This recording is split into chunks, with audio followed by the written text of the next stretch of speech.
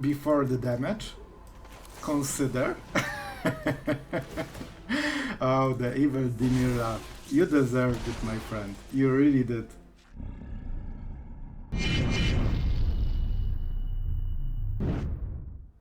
Hello everyone, it's Sloth, and today we are back with very fresh Dimir, the Dimir that you have probably never seen so far.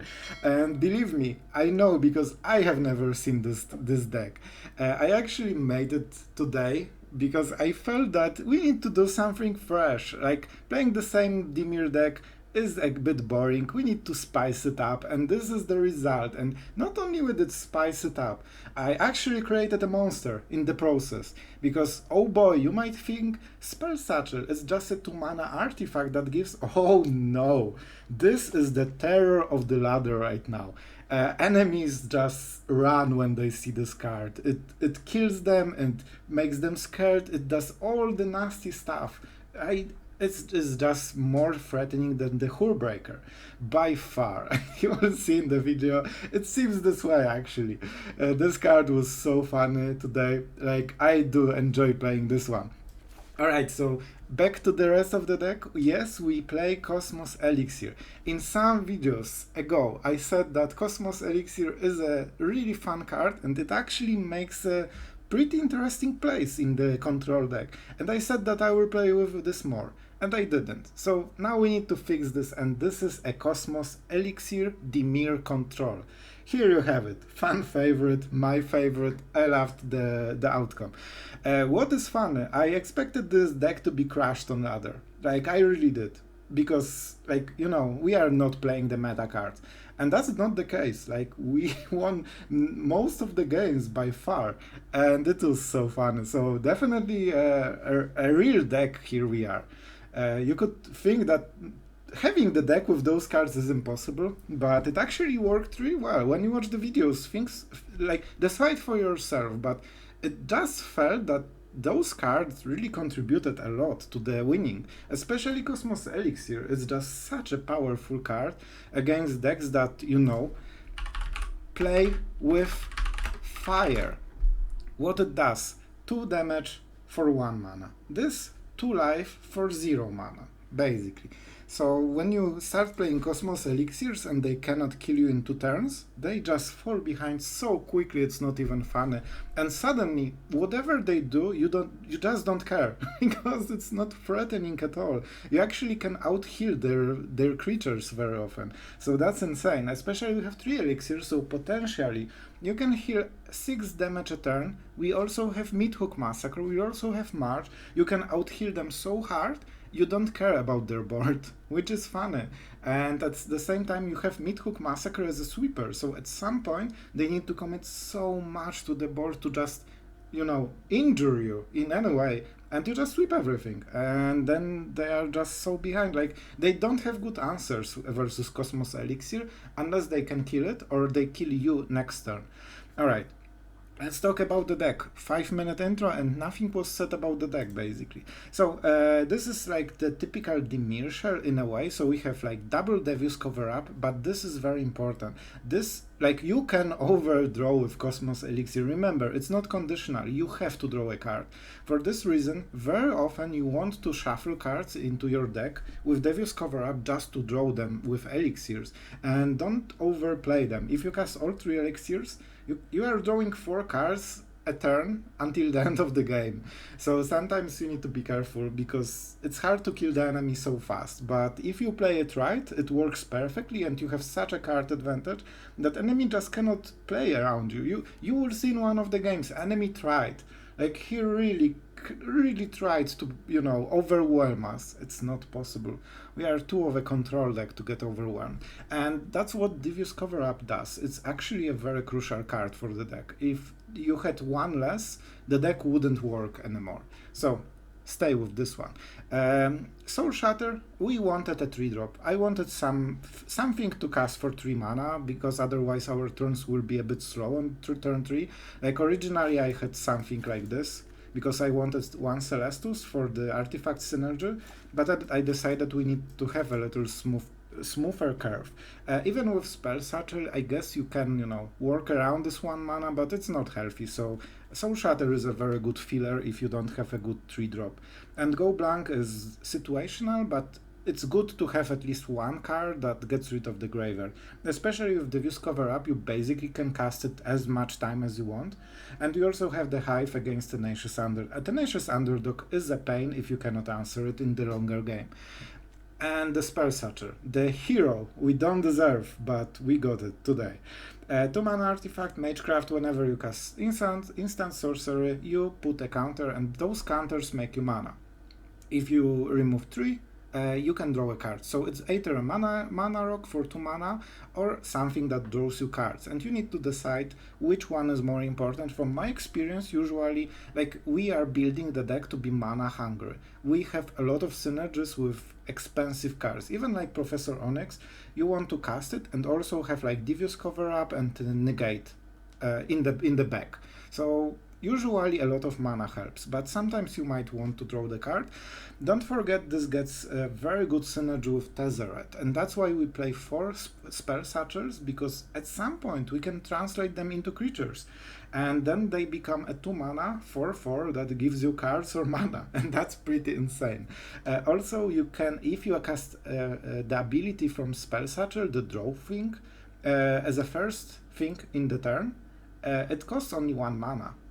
So that's pretty cheap, and this is one of the interesting synergies that are easy to miss. Same with Celestus, you can switch Night at daytime very cheaply with this deck.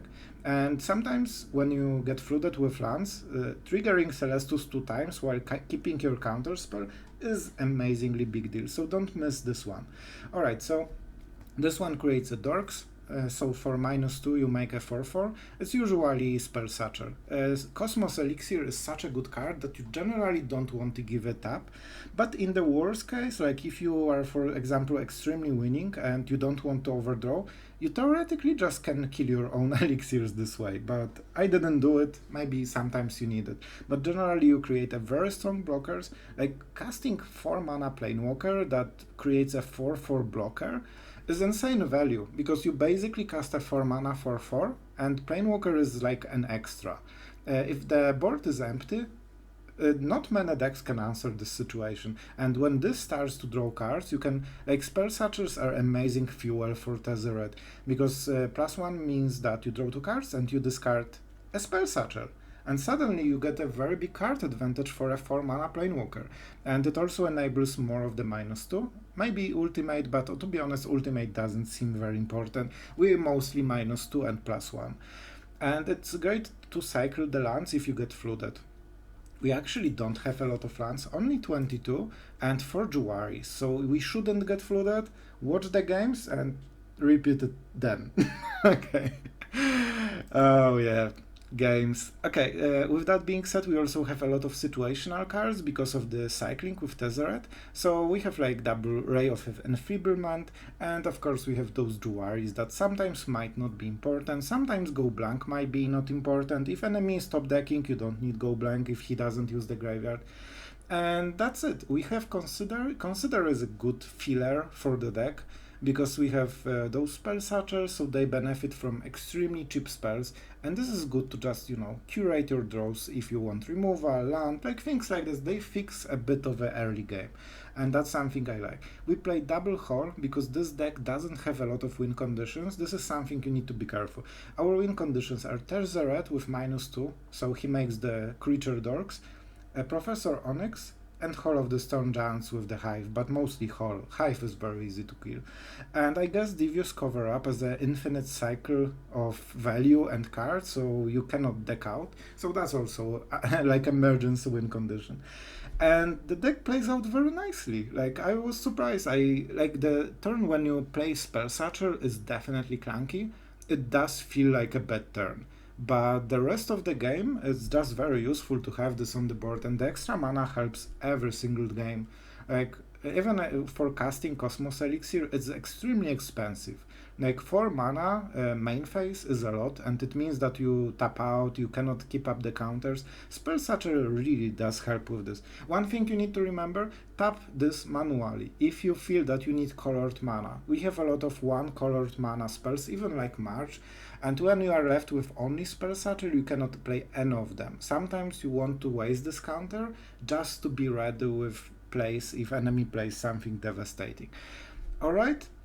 With that being said, I hope the deck introduction was nice. It was long, but I'm excited about this deck. I'm excited about the video. I think it went way better than I expected, and it was really fun. So with that being said, if you like this kind of junk decks, hit the subscribe.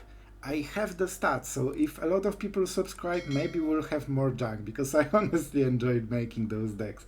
And it actually turned out more competitive than some of the good deck lists I've been trying. So, with that being said, let's go into the video and tell me what you think. I think you should enjoy this one.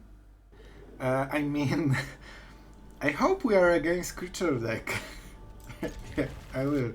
If we are against control, yeah, of course we are. Cool. I guess there's that. So let's start with this one. This one will be tapped. And it's best mana basically. This one has at least option to be cycled, this doesn't. So, you know, if we keep drawing for 6 next turns, rounds from the top, we will cycle this. So that's why the decision is like this. Bro, like, get out of here with this crap. Cool. I might have made a mistake, so I will play like this. The mistake was that I should play the Hive, use the Bloodchief first from this mana, and then we have the other one. Okay, another Kumano. Cool. What an interactive... Yeah, enjoy, bro. You have a fair choice of 1 mana removals. Probably either Meathook or March. Yeah, I think he made the right choice, because this is a live game at some point in the game. I mean, like, sure, just keep killing stuff. And this is so annoying. Like, we answer every single creature so far, and we are at 40. Anyway, that's so lame. Dread Fugue. So it's basically a Boros with discard or some interruption. Like, look at this, it's basically Boros with like 8 or 12 cards switched. Oh, so sad. And that's why we didn't cast Consider. Definitely on purpose, I completely did not forget about it. Alright, so... like, honestly, it's not the worst. I'm thinking about Meathook Massacre, but... yeah, I think it's good for the next turn, because we are guaranteed that the creature will come. There's high chance there will be 2 creatures, and 2 for 1 is pretty good. Okay, that's smart. He knows that he needs to play something, but not built into the board, right? But we get some mana, and for this reason we will consider our options. Whoa, I have considered my option. Okay, to be fair, I like the deck. Like, it's basically a hard burn. Oh, okay. We could check the priority and just heal a bunch. This doesn't have haste. Huh, but we still need to kill the thing. Alright, I think this is the play. Oh man, we lose the life game, but with Elixir it's the same, right? I hope. Elixir is basically card draw, because we just need to stay in the game. So he paid like 2 cards to deal 4 damage. If we heal 4 damage, we basically get 2 cards for free. Okay? That's a good Meathook target. I wonder what the last card is. Like, we get hit for 4. It's not the worst, right? And next turn we can Meathook for more. However, oh my god, that's pretty clever. I wonder if I die next turn. That's why I'm thinking. And I want to play something so we don't go into night mode. Do we have creatures? Yeah, he has creatures, right? Yeah, 1 of them at least. So we are dealt a bit of damage, but with Cosmos Elixir we have more time than normal. And this has no haste, and that's why you want those red creatures with haste, because this wood doesn't do anything, and it dies, by the way, to Meathook. So I'm honestly feeling pretty good, like we are actually healing against Boros with Rakdos colors. That's what I call it, it's Boros, it's just different colors. Alright, do I die? No, there's no combination of cards that kills us. 3. No. No. No. No. You need to play it like this. It is actually incredibly important to play like this. Because you cannot cast this for colorless mana. You can cast it for 2 in case enemy just kills you somehow. And if he doesn't kill us, like, we do not care, like, we are in better and better spot. Every single turn it gets better for us. Let's go into nighttime. I have enough, like 5 mana is not perfect, but it's enough for this like low value matchup. And I want response. I want answers. Yeah, exactly. Batman style. And of course, they always have this crap. We even need to exile card, right? Because it has the counter. Oh no, never mind. And he will scoop. Oh, can you feel the power of scoop incoming? Oh yes. 0 cards. He cannot buff it. Oh, make the explosion happen. I want to see this. Do it. Do it. Huh? Let's give him 10 seconds. No? No? You are here? Okay. What a champion. By the way, we are back to 14. And what's better, you thought that our Satchel is not amazing. It's a freaking 4/4. If that doesn't convince you the spell Satchel is amazing, nothing will. 2 mana for 4. Broken, isn't it? We are back at 16. This deck is amazing. Oh my god.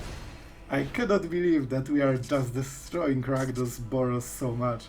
And yes, I will keep calling it Boros. It is Boros. He's in the game. Can you believe it? First ability. First ability. Okay. See oh, I'm such a good player. I remember what my cards do. Nice. We pay 2 mana for this, but, you know, it's cool. Field of Ruin isn't the worst, but it's not the best as well. Let's draw cards and see what we get. No. I mean, no. We actually don't need those 2, because they don't do anything. That's pretty fun. That's pretty fun. And you know what? I will pay it. I do not care. This is a 2 mana door that is 4/4, draws cards, give you mana, like it does everything. Of course, from the top. This was his top card from the deck, the best draw in the deck. Nothing else would even be close to this. We will still win, but just pointing out what the type of player we are playing against. Do we want to attack? This has menace, but he will draw something with haste, won't he? Like, it's guaranteed basically. Let's go for 3 because he messed up the counters. Like, he really did mess the counter. If he put them on Raiju, he misses 1 damage, but has the cards, like has the creatures in the board. We are back to 21, I just want to point out. He's struggling, like, oh, like, look at the, like, he's drawing them from the top. Best cards in the deck. This is actually something that also gives him value. It's insane how good the draws are. Like, they are so perfect that I actually start playing around his top decks by not attacking into empty hand, because I know he will draw something. We don't care, we will win this game, but the fact that we are still in this game is just amazing. Bro, you cannot compete against our 4/4. And look at the... oh, can you feel the value? Bring it on. Bring the value. Yes. Yes. Oh, yes. That's the stuff. That's the Dimir stuff we are playing for. So, my friend, is this the time? I really think it is. Like, we are at the same HP right now. I'm pretty sure he will scoop after this one. This is just pure devastation. This Tezzeret? cause why not? Meathook, cause why not? And Consider, cause why not? If he's in the game after this, like, heads down, like, he's a real warrior. Because he has really no chance of winning anymore, in my opinion. Alright, let's play like this. I guess he thinks that maybe we cannot kill him, but believe me, we have ways to kill him, and with 3 cards a turn, like, he cannot compete. We actually draw 4 cards a turn, because we can cycle with Celestus as well. Like, 2-3 turns and we basically refill our starting hand, while even if he draws every card perfectly till the end of the game, it's not enough. Like, what does it do? Like, you know, a 5-4. It's basically trading against Spell Satchel, nothing else. So, do you attack, my friends? We still draw 3 cards a turn. We of course block, cause why not?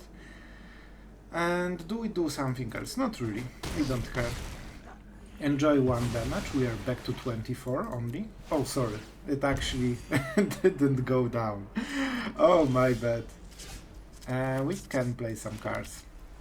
Is this the time for Onyx? I don't think it is. I think we need to make sure that we have counterspell on top of Onyx, and we need counterspell that doesn't rely on 4 mana or this being a non-creature. Like, as long as we don't tap out, he cannot win the game. I'm a bit surprised that he doesn't realize it. Like, if we are at 5 HP, that makes sense that he plays, but at 25 with 4 healing a turn, like, there's no chance he can come back from this, unless he just hopes that we make a big mistake. Maybe that's his play. Like, let's hope that Sloth will play like a crap, because it happens, let's be honest, it happened a lot of times. What's funny is that we draw so much, but we won't deck out at all, because... Let's discard this one. Because we have Devious Cover-Up, so we basically can shuffle everything forever. Do we have 4 mana still? Not really. This is, okay, with Cleave. Okay, so we don't really care. And the 2 mana, or 3 mana, means we get to Jwari, whatever he plays. And 2-drop is not threatening at all. And we have also Soul Shatter. So this is basically the coaching for the non-control players, why you leave the game. If you don't know that you need to leave the game, this is what happens. And let's draw some cards, because as a control player I do enjoy this line of play. It's kind of fun. You know what? If he never played a single card, that actually might do it. If he never plays a card that we can counter with Devious Cover-Up. Because right now, yeah, we have enough mana, but we'll use this one. You actually need to tap out quite a lot with this deck, because you want generally colored mana. Let's just start plussing. Infernal Grasp, sure. Good as everything else. But I guess we can actually start playing and countering our own spells. Yeah, this works. Oh boy, we are drawing so many cards. Disruption, I think it's overdue right now. Raffine Tower will be a land for the next turn, so we don't mind it. So I guess we will just keep Tezzeret and just keep attacking him with this and Hive. Like, this will be a slow, painful death. Smart, smart. I do enjoy this play. We have how much mana? Exactly the counterspell. I will counterspell it, because it will help win the game very quickly. Okay, maybe quickly is overstatement, but it will help to win the game. Alright, so we go this one, and I guess we go for Negate. Consider not really, we don't want to cycle. Let's go for just Bloodchief first. We want as many cards as possible, and we just blind him with Liliana, I guess. We'd probably win without the ult, but you know, maybe. Let's just make sure that we hit everything. And we have enough mana that we can just start attacking him to make it faster. Like, he's trying, but there's not much chance to do anything in his place. He's just, even with perfect top decks, which so far happened, I would say, it's just not good enough. What do we get? Hall. That's exactly, I should start with this, that's a mistake on my part. Yeah. Some cards incoming. And we get another Devious Cover-Up, which is sweet. Meathook Massacre is something we don't need. Okay, and it's Raffine Tower, because this is the land for the next turn. But we can basically kill him nearly right now. How much we can cast? 5 spells, 6 spells, so 12 damage. Look at those top decks, like the guy is just having it all. Like, it's insane. No, bro, just stop it. Like, you cannot go against control. The title for this video should be Sloth talking to aggro players why they can win the game for 20 minutes. That's basically sums it up, doesn't it? Alright, and let's go into the ultimate territory. Alright, and we finally got the Tezzeret. This is what we needed exactly, because we can start turning our artifacts sideways. And you know what? I think the biggest deal is just as a revenge for staying in the game for so long. I think he will be one of the only players in the history of Magic that died to spell Satchel smoking his face. Oh my god, I actually do not believe it happened. Bloodchief first, Tezzeret. I will keep one of the Tezzeret. I only discard one? Oh, right. I forgot it's not Tezzeret ability. I guess it does, it's not bad, because we can, like, triple ability right now. If he ropes in the end, I will be just speechless. Look at those freaking top decks. What a champion, what a legend. Like, he just draws from the top. Not land, not 1-drops, not Kumano, all of the 3 and 4 drops. Alright, so this... You know what? I will take this and spell Satchel. I think that we can make some nightmares for the opponent about the spell Satchel. And I'm not killing him in different way. Oh no, believe me, he's dying to spell Satchel right now. Not to anything else. Okay. Before the damage, consider. Oh, the evil Dimir. You deserved it, my friend. You really did. And let's show the enemy we had another spell Satchel in the deck. And die. And he died to spell Satchel. I cannot be. This is the first time for me ever in my MTG history. Alright, so this is actually a pretty decent draw. It's not perfectly quick, and we need to hit the third land, but we've considered, like, Spell Satchel is so much better on the play, because you can translate it to card advantage, and that was the bad turn. This is the only bad turn that we need to do during the game, and then we start having benefits. So, you know, Jwari. I would love to have it as a counterspell, so I hope I will get some land next turn. From the top, please. Okay, is it? Thank you. The dream comes true. I generally like to cast Go Blank at the end step, and next turn is the Fable. I should have skipped the turn faster. I'm not great. Like, if you want to go at high mythic level, how long you think actually makes a difference. Because when enemy sees that you consider so many plays and you didn't cast anything, it means that you probably have a counterspell. If I just skip the turn after playing land, that would seem like we have nothing. And that's a big deal. Actually, we'll take... Will we get flooded again? Okay, let's go to 4 mana at least. At least 4 mana. Let's go for black this time. Okay. Unfortunately, I think he will cast Fable next turn. But I don't want to cast Tezzeret into open mana. It just doesn't seem like a great idea, so worst case we kill the... Oh! Yes! Yes, it worked!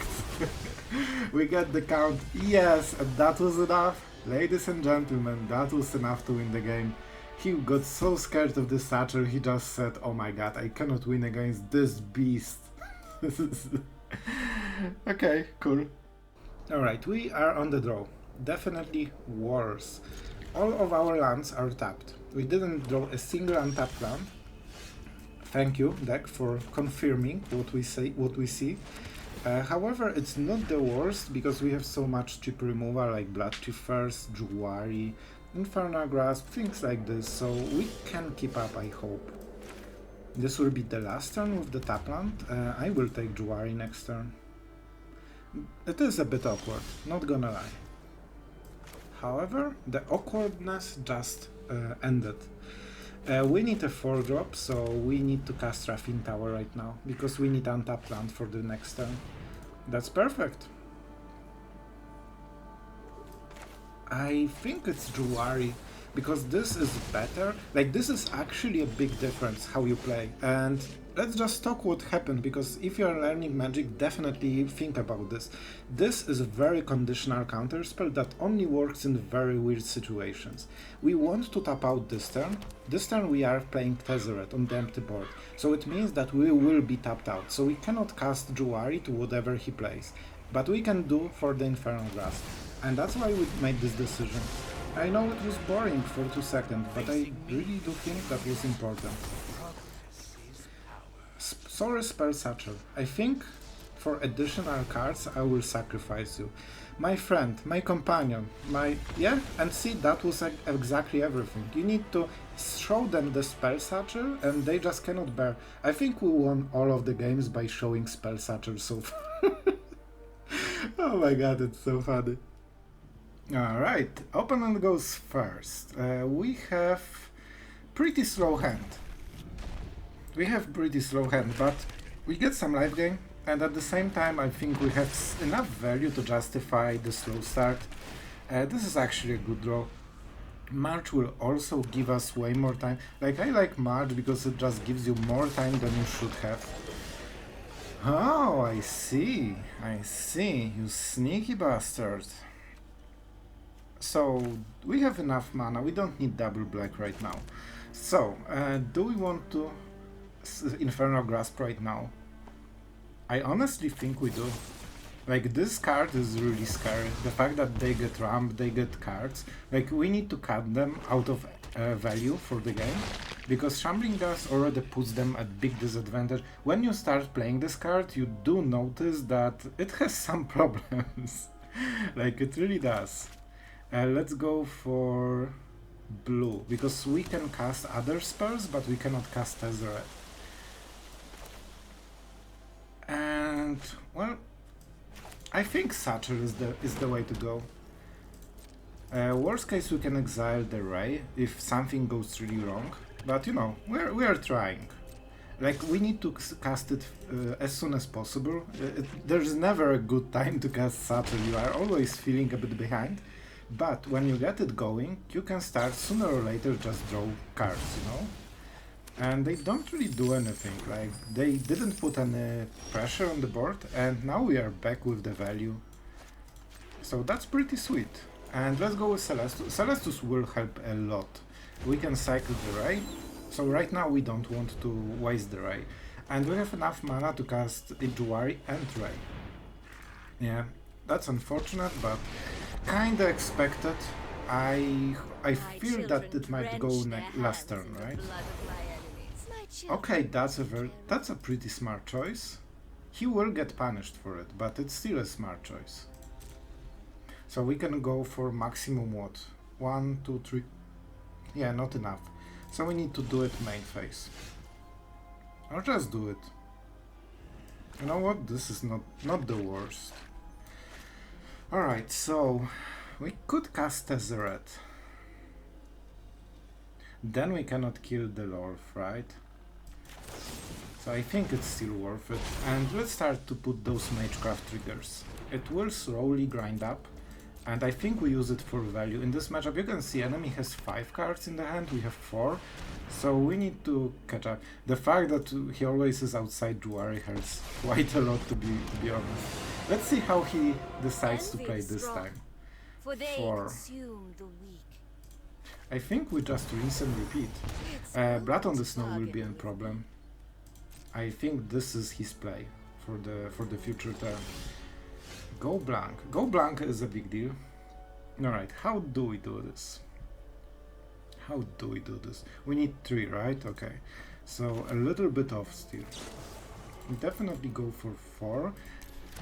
But I think we do... Okay, so we do it at the upkeep, then we can cycle one of the cards with Celestus.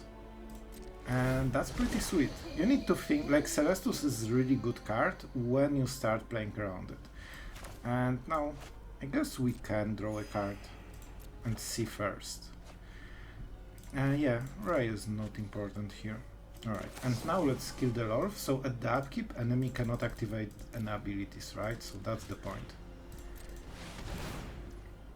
It is unfortunate that we are tapped out, but you know, we need to kill all the Lorfs. It's a bit unfortunate that he got both of them in top 15 cards. Sorry opponent for stalling.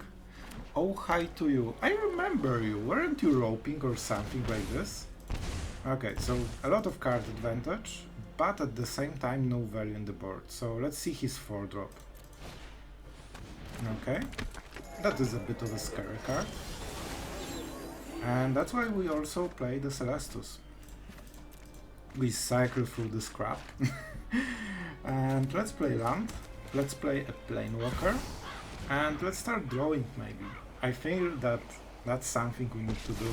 I'm not transferring artifact into like creatures. I do not think this is how we win. If we hit Satchel, we discard it, so we get some card advantage. Cosmos Elixir, alright. I actually think we do decline. Cosmos Elixir is quite important here. I don't think they can kill it. So we play the land and we tap out completely. Okay, I don't mind. Are you serious? Did we play land? Oh my god, I suck at this game so much! Oh, that was such a bad choice then. Do we go for go blank? I think we don't. We keep the Field of Ruin, because he is really tempted to activate the Hive. That's the only way he can, like, really hit the Tezzeret. Unfortunately, yeah, he probably has a lot. Like, his draw is basically God tier. Basically, he's drawing all the best drops from his deck in top 20 cards. And that's unfortunately the only way he could ever use to answer the Planewalker directly from the board. So that's a bit unfortunate, but we will get it somehow. Okay, do we go for the Hive? We need to tap out next turn, I guess. Maybe not. Maybe we don't. I don't really want to ramp him, to be honest. Yeah, let's just go with the elixir. It means that we don't get any damage. And you see this combo, this one additional life. Oh, this makes such a difference. What's fun, it actually does make a small difference, because normally when you are like healing by 2 in this situation, you draw card 1 turn earlier, thanks to the backwater. Generally.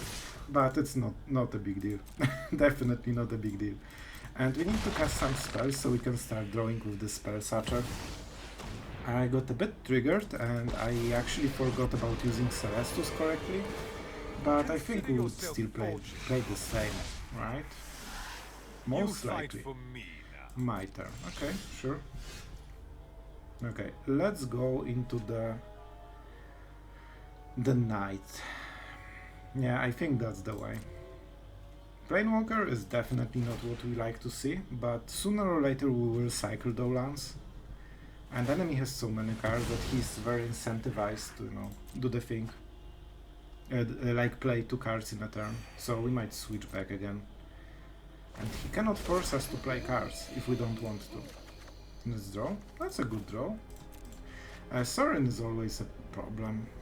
We have, like, our endgame is basically infinite, so, you know, if we can grind him somehow, maybe there is a chance. Maybe there is a chance. Yeah, play more into the Meathook. Nice, nice, nice, nice. Definitely one of the ways we can get the game back on track for us. I actually think now we kill the Hive. Yeah, this is the turn. It won't get better than this, so let's get our basics. Yeah, that's smart. He can get a card.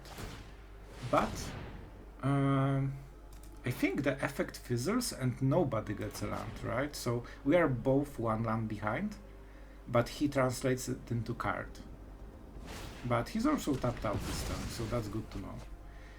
We just need to hit something good. So the effect fizzled because it had no target. And whoa, like with this kind of draw, it's not looking great, to be honest. Like we didn't hit anything. And it actually didn't give him any cards, because he would sacrifice more creatures in response, but he has no mana, so he actually lost cards on display. Which is pretty sweet. He can sacrifice one of them, but the rest just dies. And that's as good as it gets. Alright. Can we play another spell? Yeah, we can. And we will. Enemy has 9 cards, by the way. Pretty epic. He can cast... So he wants to cast the mascots, right? You know what?